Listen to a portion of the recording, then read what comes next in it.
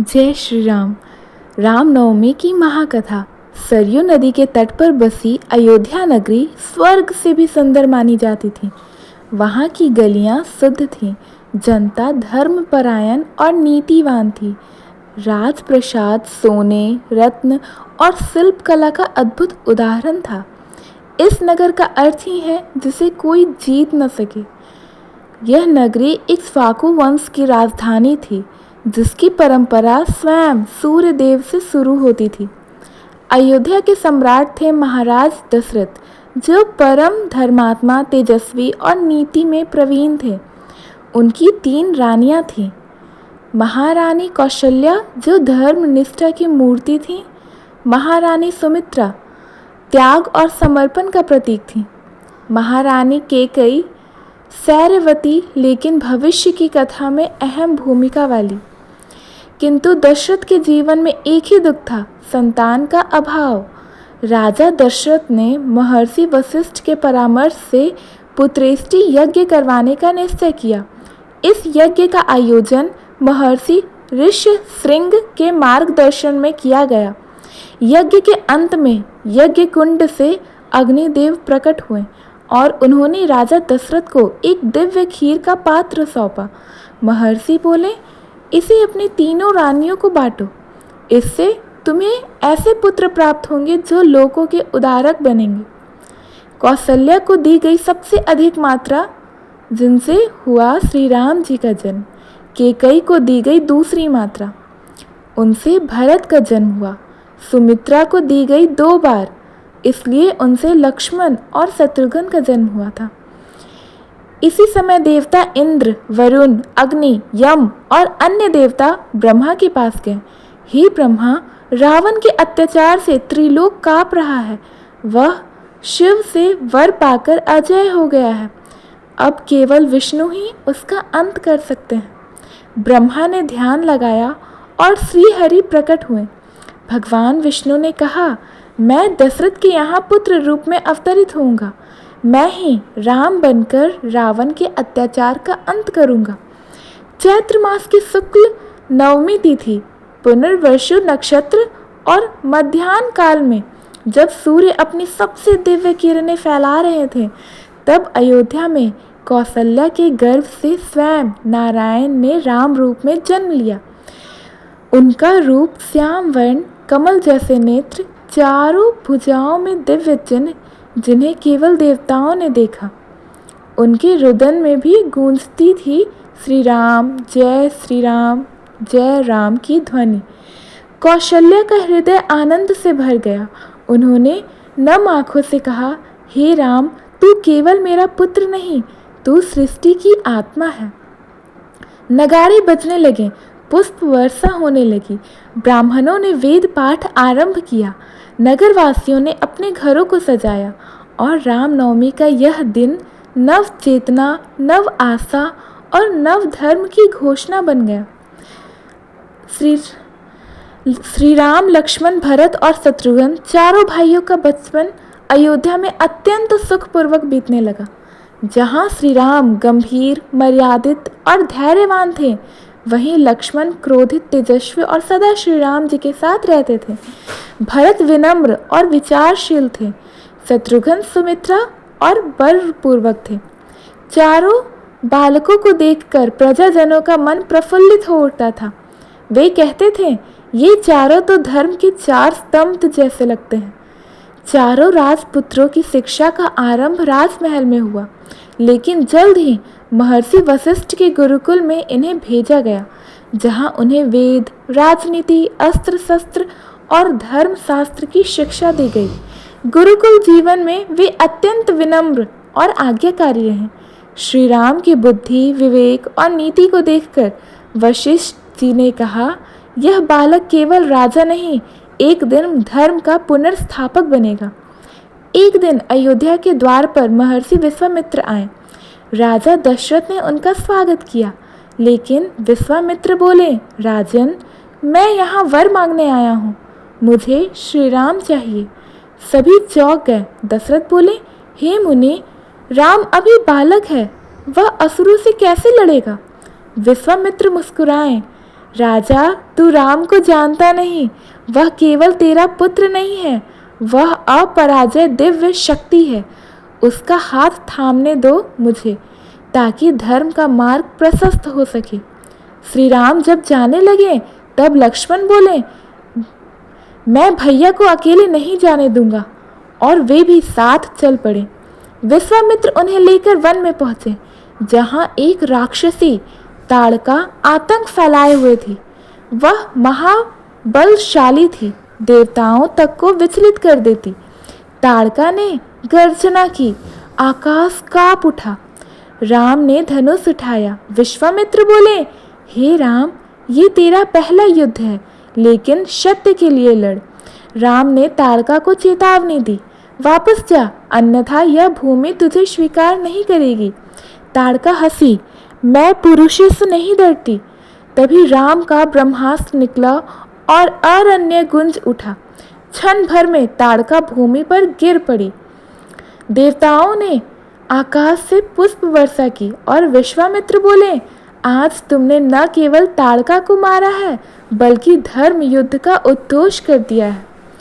ताड़का वध के पश्चात महर्षि विश्वामित्र ने श्री राम को दिव्य अस्त्रों की शिक्षा दी। उन्होंने कहा, हे राम, यह केवल युद्ध की कला नहीं है, यह धर्म की रक्षा का माध्यम है। ये अस्त्र शस्त्र केवल उनके हाथों में शोभा देते हैं जो अहंकार रहित हैं। राम ने विनम्र से सब अस्त्रों को ग्रहण किया। ब्रह्मास्त्र, वायास्त्र, अग्न्यास्त्र, नारायणास्त्र आदि ये वे अस्त्र थे जो केवल ब्रह्म ज्ञानी को ही प्राप्त होते थे। आगे बढ़ते हुए वे पहुंचे गौतम ऋषि के आश्रम, जो वीरान और शांत था।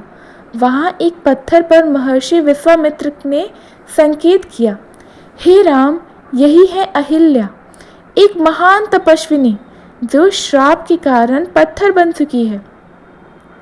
अहिल्या ऋषि गौतम की धर्म पत्नी थी। एक दिन इंद्र ने छल पूर्वक ऋषि का रूप लेकर अहिल्या से संपर्क किया।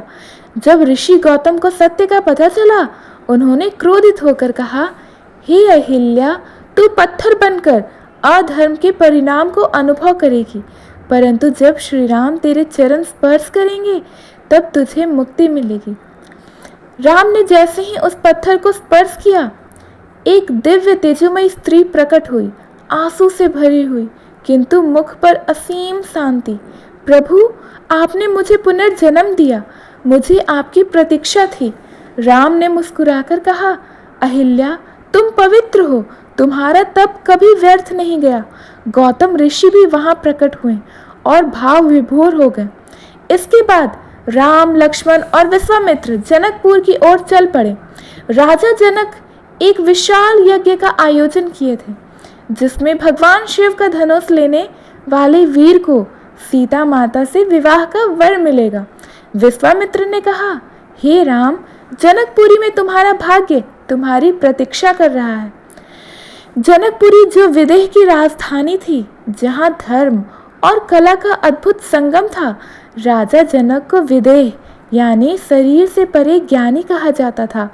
वहीं राजकुमारी सीता स्वयं धरती माता की कन्या थी, सौंदर्य, विनय और तेज की मूर्ति थी। वह शिव भक्ति में लीन रहती थी और प्रतिदिन शिव धनुष की पूजा करती थी। सीता ने पहली बार श्री राम को पुष्पक वाटिका में देखा। वह स्तब्ध रह गई। उनका मन श्री राम की मर्यादा और सौम्यता से अभिभूत हो उठा। राजा जनक ने समस्त आर्यव्रत में घोषणा करवाई, जो भी वीर भगवान शिव की धनुष को उठाकर उसकी प्रत्यंचा चढ़ा सकेगा, उसी से मेरी पुत्री सीता का विवाह होगा। ये कोई साधारण धनुष नहीं था, यह शिवजी द्वारा राक्षसों का संहार करने हेतु बनाया गया था। यह इतना भारी और कठोर था कि बड़े बड़े योद्धा उसे छू भी नहीं सकते थे। समारोह में अनेक राजा, महाराजा, राजकुमार आए।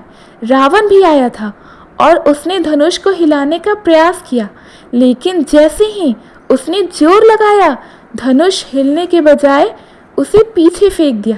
मगध, काशीराज, चीदीराज जैसे वीर भी पराजित हुए। जनक चिंतित थे, क्या पृथ्वी वीर विहीन हो गई है?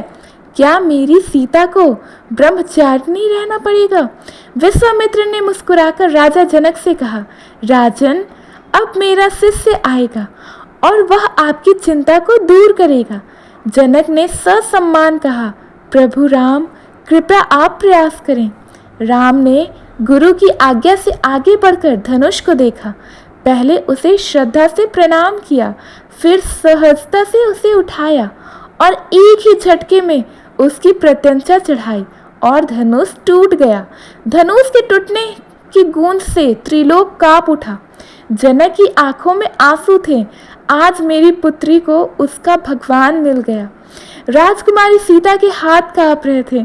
उनके हृदय में भक्ति, प्रेम और श्रद्धा उमड़ रही थी। वह बोली, मैंने शिव से केवल एक वर मांगा था, जो मेरे हृदय में हो वही मेरा पति हो। आज वह मेरे सामने खड़ा है। राम। जनक ने गुरु वशिष्ठ को निमंत्रण भेजा। दशरथ जी सपरिवार बारात लेकर जनकपुरी आए। चारों भाइयों के विवाह हुए, श्री राम और सीता माता का, लक्ष्मण और उर्मिला जो जनक जी की छोटी पुत्री थी, भरत और मांडवी का, शत्रुघ्न और श्रुति कीर्ति का। पूरी जनकपुरी दीपों, पुष्पों और मंगल ध्वनियों से गूंज उठी। अयोध्या वापस आने का प्रयोजन हो रहा था। जब श्री राम सीता को अयोध्या लाए, पूरी अयोध्या दीपावली सी लगने लगी। स्त्रियां मंगल गीत गाने लगी। वृद्धजन बोले, आज रघुकुल को लक्ष्मी प्राप्त हुई है। सीता ने पहली बार अयोध्या को देखा और कहा, यह केवल नगरी नहीं, यह मेरे राम की धरती है। अब यही मैं भी रहूंगी, यह मेरा भी है। श्री राम के विवाह के बाद समस्त अयोध्या में आनंद की लहर थी। राजा दशरथ अब वृद्ध हो चले थे। उन्होंने निश्चय किया, राम को अब अयोध्या का युवराज घोषित कर देना चाहिए। उन्होंने गुरु वशिष्ठ और मंत्रियों से परामर्श कर राम अभिषेक की तिथि निश्चित की। अयोध्या में उत्सव का माहौल था। घर घर दीप जलाए गए। स्त्रियां मंगल गीत गा रही थीं। ब्राह्मण वेद पाठ कर रहे थे। बालक श्री राम के नाम के पताके लहरा रहे थे। जनता कह रही थी, राम जैसा राजा हमें मिल रहा है, अब कल्याण निश्चित है। लेकिन महल के एक कोने में षड्यंत्र पनप रहा था। मंथरा, कैकेयी की दासी, को राम का युवराज बनना अच्छा नहीं लगा। उसने कैकेयी को उकसाना शुरू किया, रानी, जब राम राजा बनेंगे तो भरत को कौन पूछेगा? कौशल्या महारानी बनेगी और आप एक दासी जैसी हो जाएंगी। कैकेयी का मन डगमगाने लगा। मंथरा ने उसे याद दिलाया, राजा दशरथ ने तुम्हें 2 वरदान दिए थे, अब समय है उन्हें मांगने का।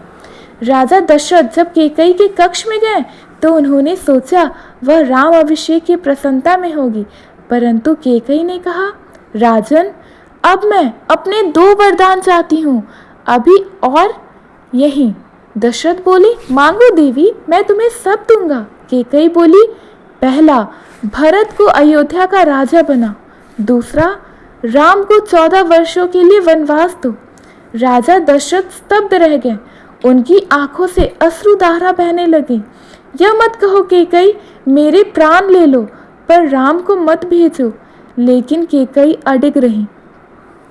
जब श्री राम को यह समाचार मिला, वे शांत भाव से बोले, मैं वन जाने के लिए तैयार हूँ। पिता की प्रतिज्ञा और माँ की इच्छा मेरे लिए सर्वोपरि है। भरत और लक्ष्मण को कुछ भी नहीं बताया गया था।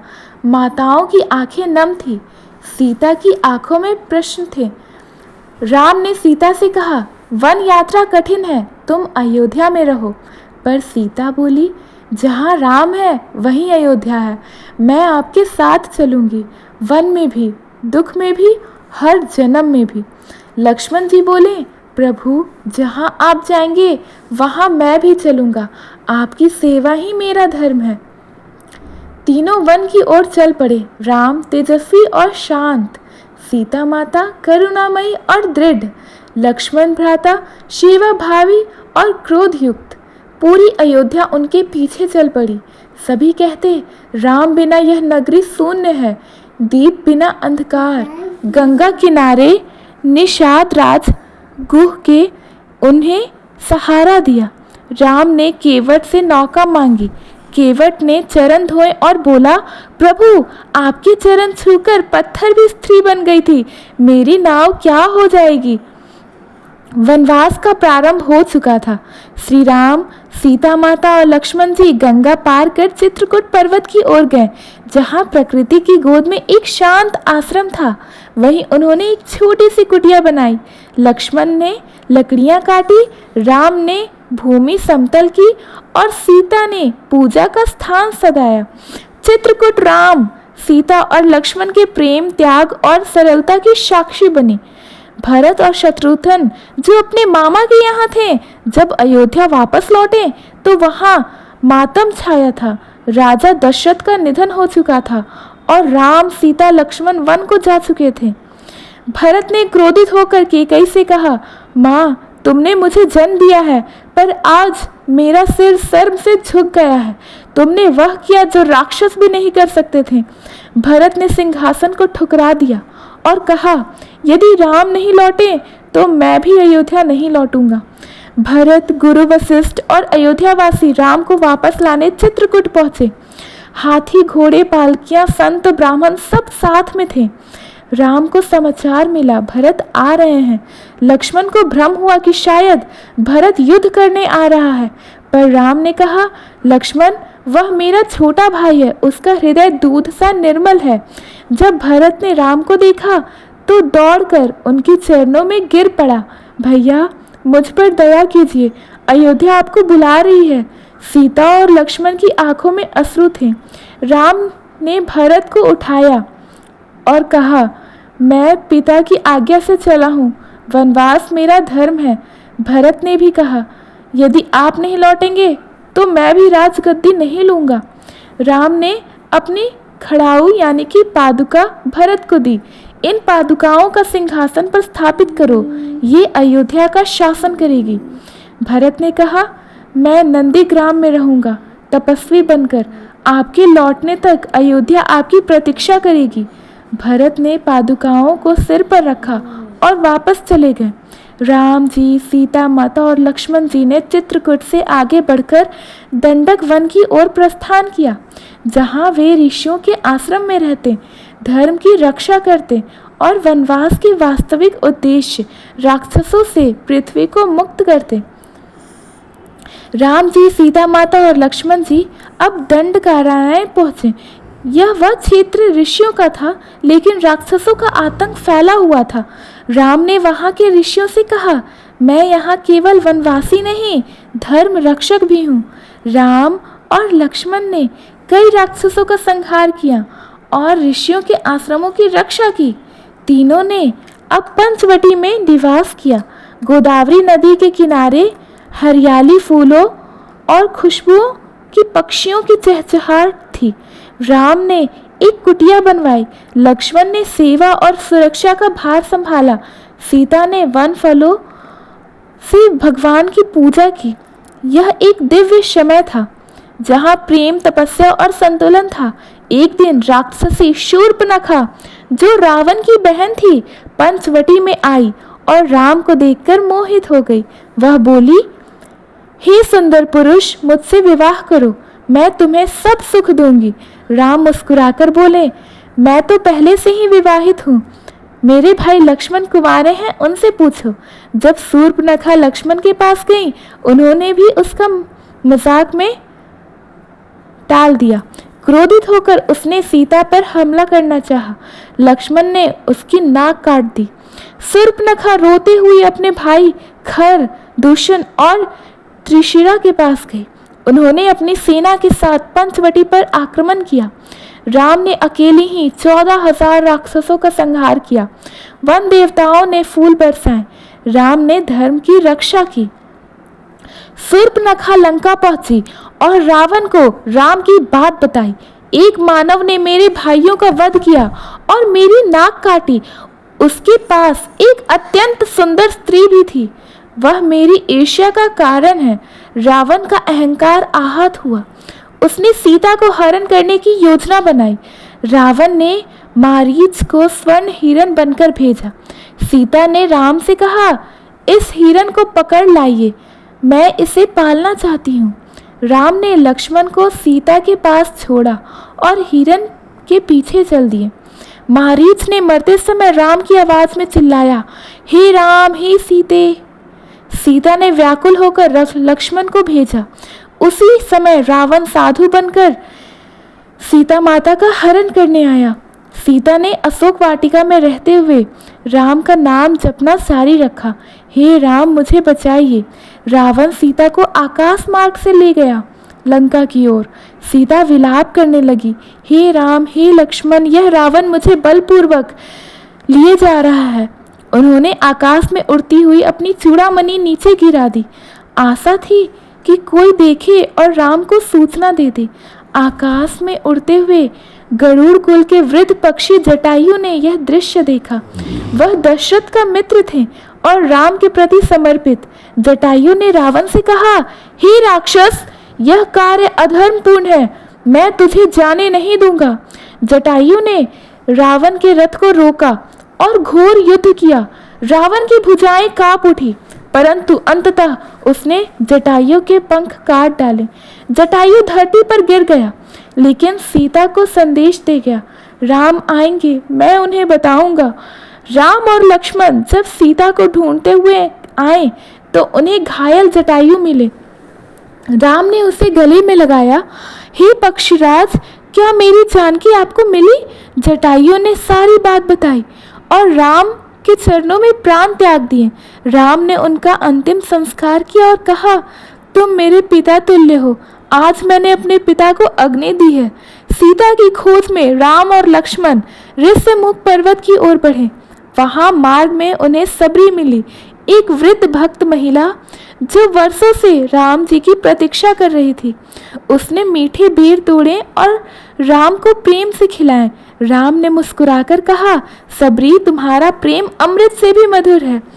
ऋष्यमुख पर्वत पर हनुमान ने पहली बार राम और लक्ष्मण को देखा। वह वानर राज सुग्रीव का सेवक थे। वह ब्राह्मण का वेश धारण कर राम से मिले। राम ने पूछा, तुम कौन हो जिनकी वाणी इतनी मधुर और ज्ञानपूर्ण है? हनुमान ने हाथ जोड़कर कहा, मैं वानर हनुमान आपके सेवक बनने आया हूँ। राम मुस्कुराए, हनुमान, तू केवल सेवक नहीं, अब से मेरा प्रिय सखा भी है। सुग्रीव ने राम से मित्रता की और कहा, यदि आप मुझे मेरे भाई बाली से मुक्त कराएं तो मैं सीता की खोज में वानर सेना लाऊंगा। राम ने बाली वध का वचन दिया और सीता माता की खोज हेतु हनुमान, अंगद, जामवन आदि वानरों की टोली तैयार की। सुग्रीव ने राम से अपना दुख साझा किया, भैया बाली ने छल से मेरा राज्य छीन लिया और मेरी पत्नी को भी अपने पास रख लिया। राम ने कहा, मैं न्याय के पक्ष में हूँ, चलो तुम्हें तुम्हारा अधिकार दिलाता हूँ। पहले प्रयास में राम ने बाली को पहचानने में संकोच किया, लेकिन अगली बार जब दोनों भाइयों में युद्ध हुआ, राम ने छिपकर बाली का वध कर दिया। बाली ने अंतिम समय में राम से पूछा, मुझे युद्ध में मारा क्यों? राम ने उत्तर दिया, मैं धर्म की रक्षा करता हूँ और आपने अपने ही भाई पर अन्याय किया। बाली की पत्नी तारा विलाप करने लग गई। राम ने उसे संतावना दी और कहा, तारा, तुम केवल वीरांगना ही नहीं, धर्म की ज्ञाता भी हो। तुम्हारे पुत्र अंगद को मैं सदा स्नेह दूंगा। सुग्रीव को राज्य सौंपा गया और वर्षा ऋतु बीतने तक राम पर्वत पर निवास करने लगे। वर्षा बीतते ही राम ने सुग्रीव से कहा, अब समय आ गया है, मेरी जानकी की खोज शुरू करो। सुग्रीव ने उत्तर दक्षिण दिशा में वानरों को भेजा। हनुमान और अंगद दक्षिण दिशा में गए। वहां उन्हें संपाति नामक पक्षी मिला, जिसने बताया कि सीता लंका के रावण की अशोक वाटिका में है। लंका समुद्र की पार थी। वानर सोचने लगे, अब कौन जा सकता है? हनुमान ने अपना रूप बढ़ाया, पर्वत के समान विशाल हो गए। जय श्री राम कहकर समुद्र की ओर उड़ चले। हनुमान जी ने शूरसा, सिंहिका और लंकनी को पार किया और रात में लंका पहुंचे। अशोक वाटिका में सीता विलाप कर रही थी, हे राम, कब आओगे मुझे लेने? हनुमान जी ने पेड़ के ऊपर से राम की अंगूठी फेंकी और कहा, माता, मैं राम का दूत हूँ, वे आपको लेने आ रहे हैं। सीता माता की आंखों से आंसू बह रहे थे। उन्होंने अपनी चूड़ामणि हनुमान जी को दी। हनुमान ने लंका में अशोक वाटिका उजाड़ दी, राक्षसों को पराजित किया और अंत में रावण के सामने खड़े हुए। रावण ने उनकी पूंछ में आग लगवाई, पर हनुमान ने पूरी लंका में आग लगा दी।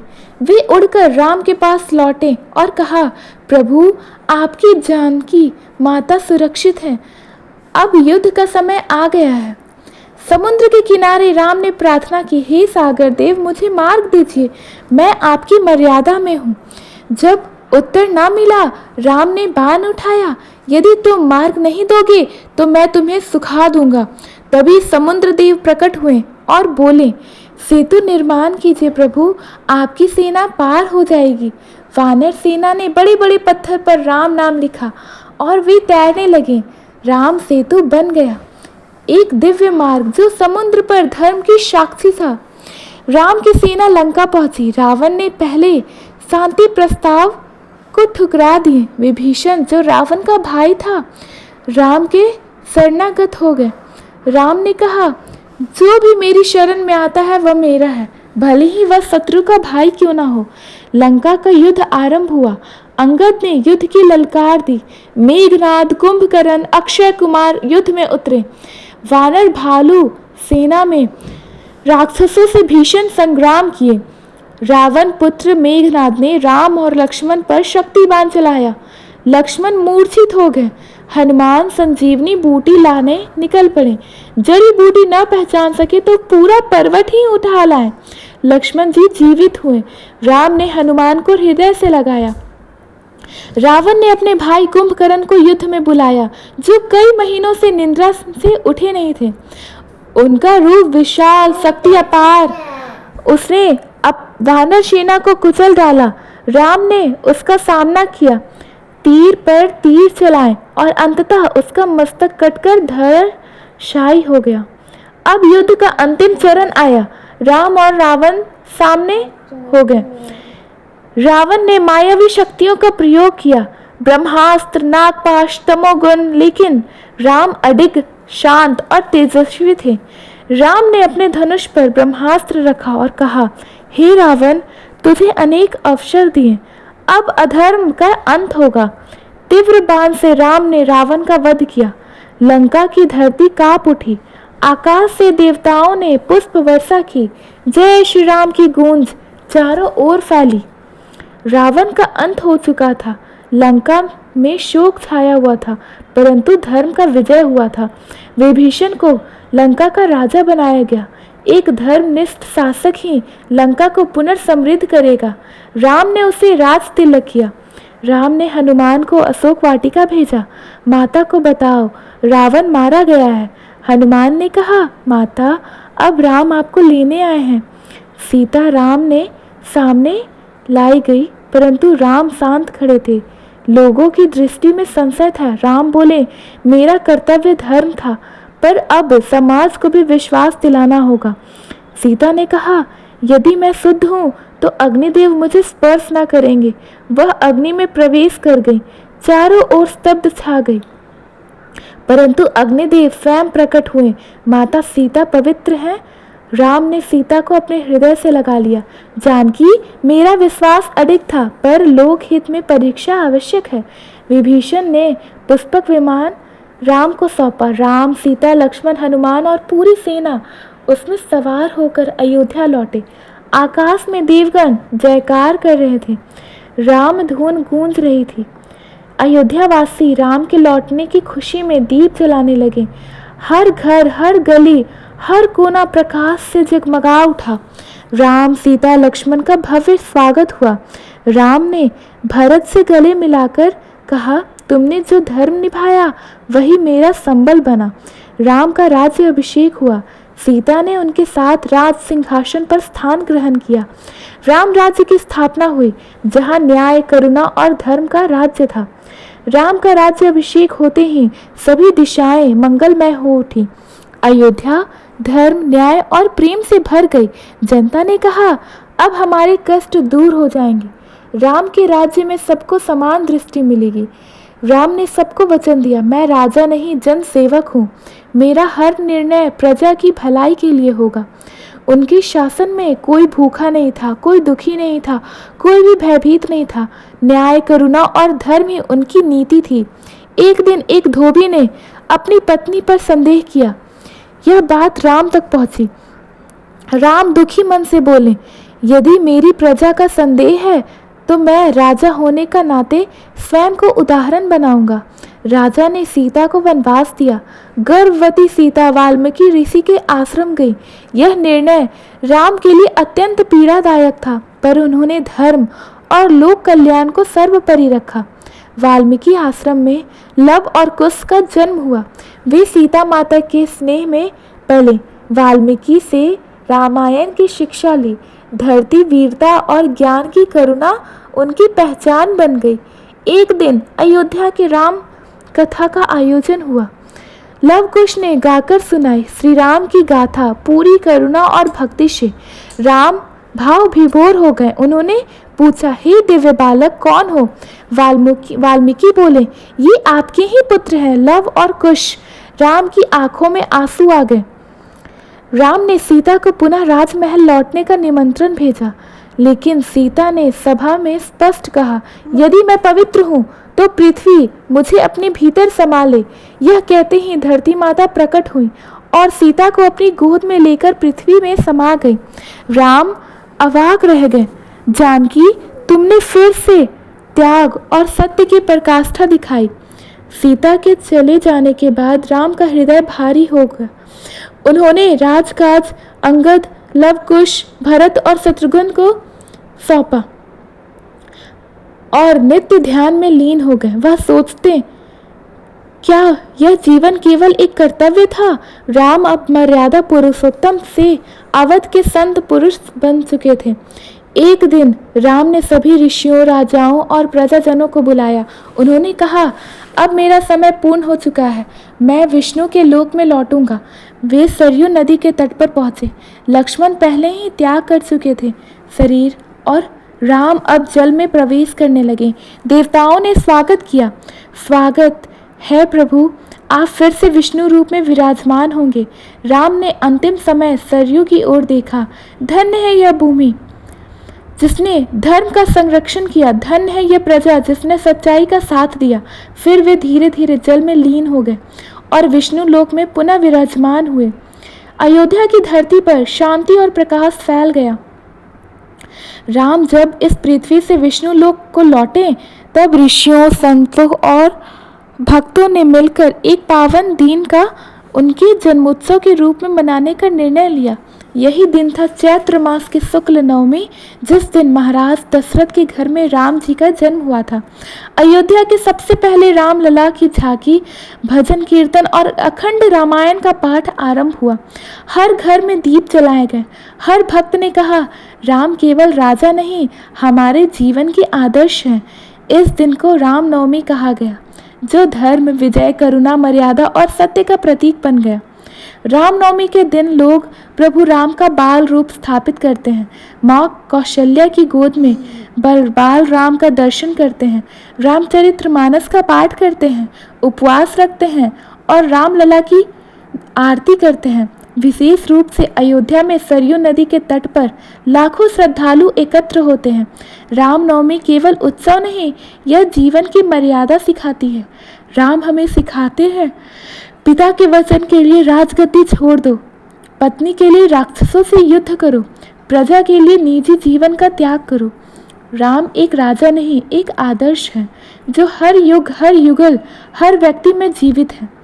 आज के समय में जब रिश्ते की दूरी होती है, विश्वास कम हो जाता है, धर्म केवल रस्म बन जा रहा है, रामनवमी हमें पुकारती है, अपने भीतर के राम को पहचानो, अपने जीवन के धर्म को उतारो, हर कार्य में मर्यादा रखो। रामनवमी न केवल भगवान राम का जन्मदिन है, बल्कि एक युग की पुनर्स्थापना है, जहाँ हर हृदय में राम बसते हैं। जय श्री राम का उद्घोष आज भी हर भक्त की आत्मा से निकलता है। धन्यवाद। राधे राधे। अगर आपको यह स्टोरी राम जी की अच्छी लगी तो प्लीज़ हमारे वीडियो को लाइक करें, अपने फ्रेंड्स फैमिलीज़ में शेयर करें और सब्सक्राइब करना ना भूलें। धन्यवाद। राधे राधे। जय श्री राम।